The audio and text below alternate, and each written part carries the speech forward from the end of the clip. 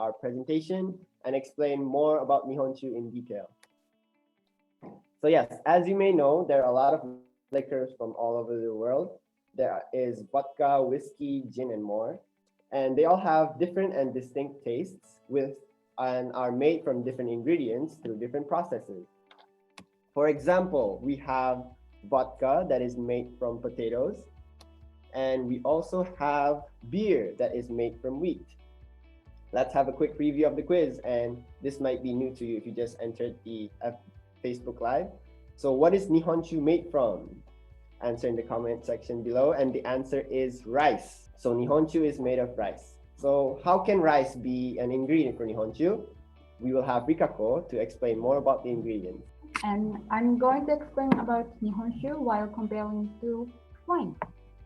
So first, let's talk about the alcohol content. So Nihonshu is generally between 15% and 60% alcohol by volume. And this is higher than most everyday alcohol beverages, but not as high as spirit. And to make it easier to understand, we can look at this graph. And on average, beer is 5%, champagne is 11%, and wine is 16%, and shochu, the Japanese sake, is 25%, and whiskey, vodka, and tequila are around 40%. And next, I'm going to talk about the aroma. So what kind of aroma do you imagine when you think about Nihonshu? So since wine is made from grapes, you can imagine that it has a fruity aroma, right? But since Nihonshu is made from rice, and does it actually smell like rice? And the answer is no. So Nihonshu can have a fruity, sweet aroma such as flowers and apples, or nutty or spicy aroma too. And this variety is due to the action and type of the yeast in the brewing process.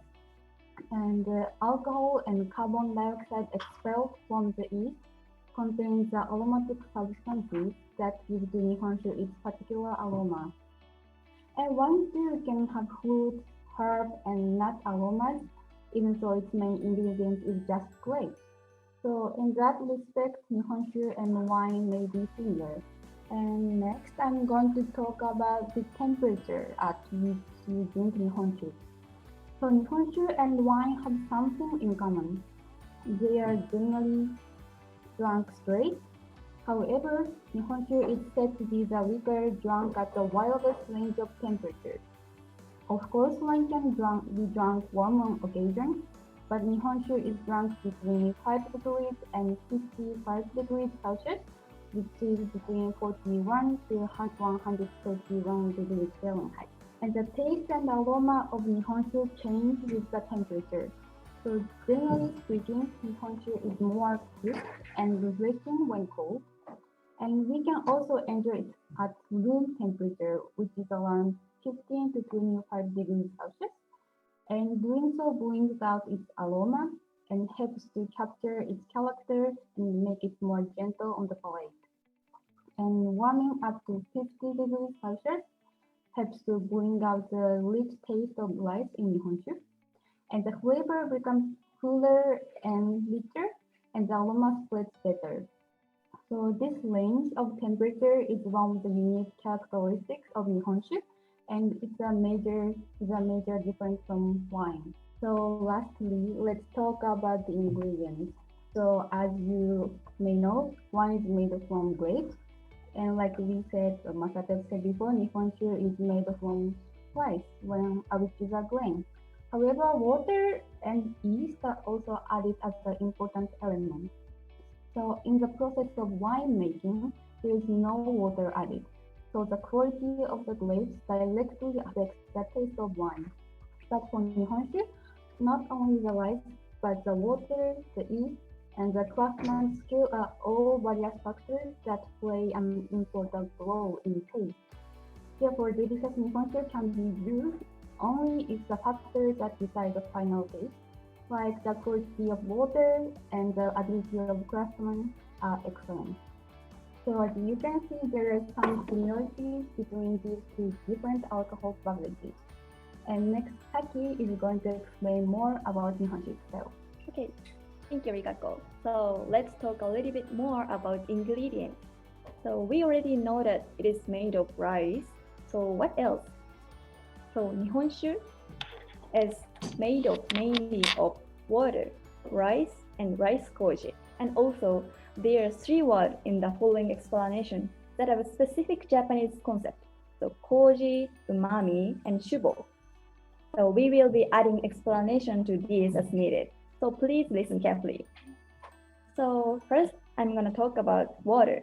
Water is used in all the process of production. So because of this, there are many breweries near riverside where high-grade water is available. In Japan, there is a saying, where there is famous water, there is famous Nihonshu. So from this saying, we can see the importance of the water in production of Nihonshu. So more specifically, it is the hardness of water that affects the quality of Nihonshu. And water can be classified in accordance with the mineral contents. So did you know that Japan was some of the softest water in the world? This illustration shows that the mineral content of Japanese water, such as in Nara and Fushimi, is low compared to the other countries, other water in the world. It's between Crystal Geyser and Evian, you see? And I mentioned that the water available in Japan tends to be soft, but there are slight differences in value between regions. So for example, Nihonshu made in Niigata or Shizuoka, where soft water is available, tends to be softer mouthfeel and clear taste. And on the other hand, middle soft water in Nara tends to produce a more vibrant flavor profile. And next, rice. So rice is said to have been introduced from China or Southeast Asia about 3,000 years ago. And rice is now a significant part of Japanese diet. And Nihonshu has traditionally been made from table rice, which we daily eat, but now it is more common for Nihonshu to be made from rice varieties, which is suitable for brewing. We call it sake rice. And today, there are about 100 varieties of sake rice in Japan that have passed specific screening processes. And this is only 4% of total rice production in Japan. What is the difference between table rice and sake rice? So generally, sake rice has longer rice height and is larger in weight than table rice. And the grain itself grows larger, and so does the central area shinfuku. And rice that absorbs water easily during the manufacturing process and low in protein and fat is considered to be best for brewing.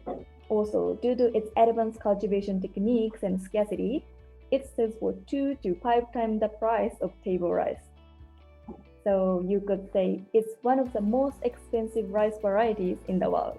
So finally, I will talk about Koji. This is first keyword. So what do you think of when you hear the word Koji? Koji is crucial in the making of fermented products such as Nihonshu. So what exactly is this Koji? By the way, Koji is actually a popular name in Japan, like him, Koji Uehara, famous baseball player. And this man is also Koji, an actor, and he is also Koji, small wrestler. He's Koji, and he's Koji. But what I want to explain here is this Koji. So Koji is made by adding Koji mold to steamed grain and allowing them to grow.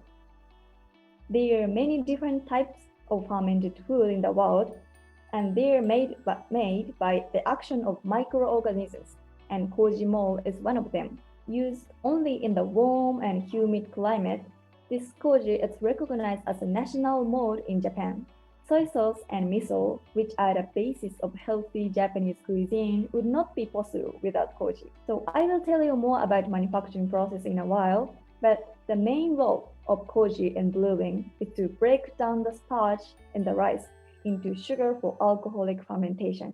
So in addition to the characteristics of 3 ingredients described above, the taste of Nihonshu is determined by the complex interplay of various factors. And there are 4 types of Nihonshu which are classified according to aroma and taste. So choosing one of these 4 types for each seasonal occasion is another way to enjoy Nihonshu. So first one, Kunchu. Kunchu has a distinctive fruity aroma and it is relatively light, so it is perfect for gorgeous spring. And soju? Soju is the lightest of all and has a clear and crisp taste, so it is easy to drink even in the hot summer. And junshu is characterized by the richness of rice, and it tastes great warm in the autumn season when it gets a little chilly. And jukshu has a unique and thick taste, and this kind of Nihonshu is best enjoyed in small sip